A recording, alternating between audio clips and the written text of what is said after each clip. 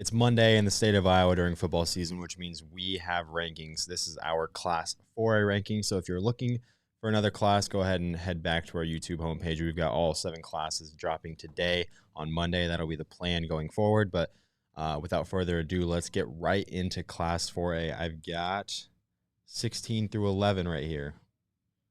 Once I get it, there we go. Ballard. Let's see. Ballard drops one spot after beating Pella 20-17.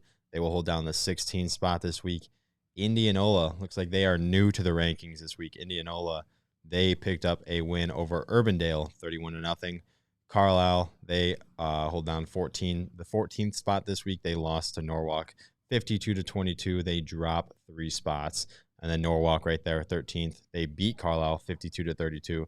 So they will enter the top 16 again, a debut team. A new team in the top 16 is Norwalk this week, heading to number 12, Waverly Shell Rock. They kind of just ran into a buzzsaw in Cedar Rapids Xavier, so they're going to stay at number 12. Just Xavier just doing what they do, so Waverly Shell Rock not going to get punished too much for that one. They're going to hang out at number 12 this week.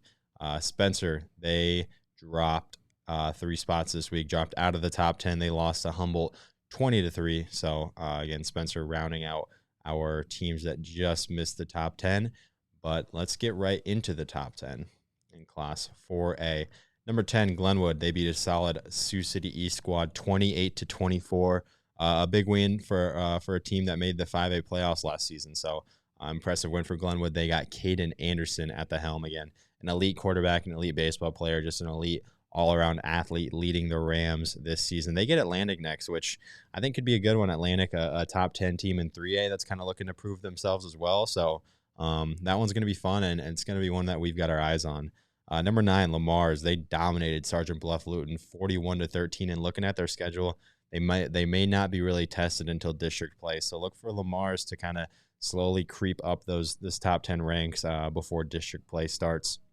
Number 8, Newton, kind of similar to Waverly Shell Rock here. They kind of just ran into a buzzsaw on ADM. ADM, just one of the elite teams in this class, and I believe that score was 49-21. So Newton just kind of runs into a really good team. So they will hang out at number 8. We had them at 7 last week, so they just dropped 1 spot. But they get, they get Newton.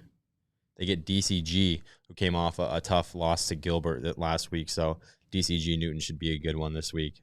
Number 7, Bondurant Farrar. They kind of lost a heartbreaker, had a lead, led most of that game. They dropped 4 spots this week, but again, played North Polk. And like I said, they kind of lead for most of that game. North Polk just kind of hung around and stole it at the end. So Bondurant Farrar drops to number 7, but they'll look to rebound against Grinnell this week again. That offense is elite. Titus Cram, Reed Platzgraf. I mean, tons of stars all around, so look for them to get back on track. And speaking of number 6, North Polk, the team that just took down Bondurant Farrar, I think they're the biggest jump, the team that made the biggest jump among all classes. North Polk jumps 7 spots this week after taking down number 3 Bondurant Farrar. Huge win for them. Isaac Zosky led the way with 4 touchdown passes. So again, a really, really impressive road win for the Comets, as they're also making their Class 4A debut. A lot of people talk about ADM making their 4A debut coming up from 3A, but North Polk's in the same boat, and they just showed up and had one of the more impressive wins in the entire state last week. So kudos to North Polk as they make a massive jump.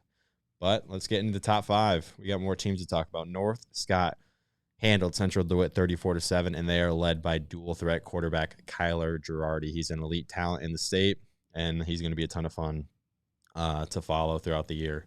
And Western Dubuque, they hold down the number 4 spot. We had them at number 5 last week, so they jump up a spot. They beat an always tough West Delaware team 61-27. That's a lot of offensive points. A team could turn some heads, and they've got a ton of stars. I know Hunter Quagliano is one of them. But, yeah, Western Dubuque, they're going to be fun to watch way over on the east side of the state.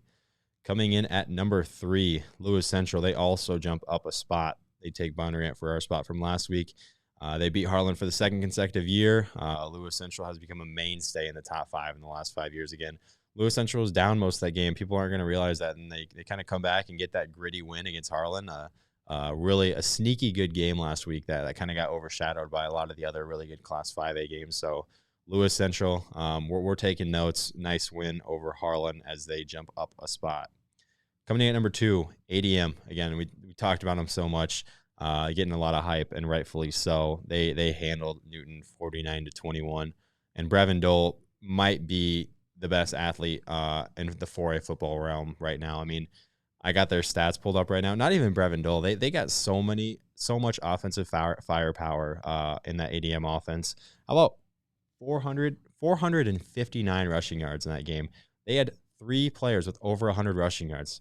Aiden Flora, 12 attempts for 165. Brevin Dole, 14 attempts for 128. And then Hudson Scholl, the sophomore, 2 attempts for 105. They ran for 6 touchdowns. So again, I mean, they averaged 12.8 yards per carry. Every time an ADM Tiger is touching the ball, they are getting a first down, which is crazy to think about. And they're going to be getting a ton of hype throughout the season. You know, we're going to be talking about it, and looking forward to see how they fare this year in a bigger class. But they got the firepower to hang with anybody.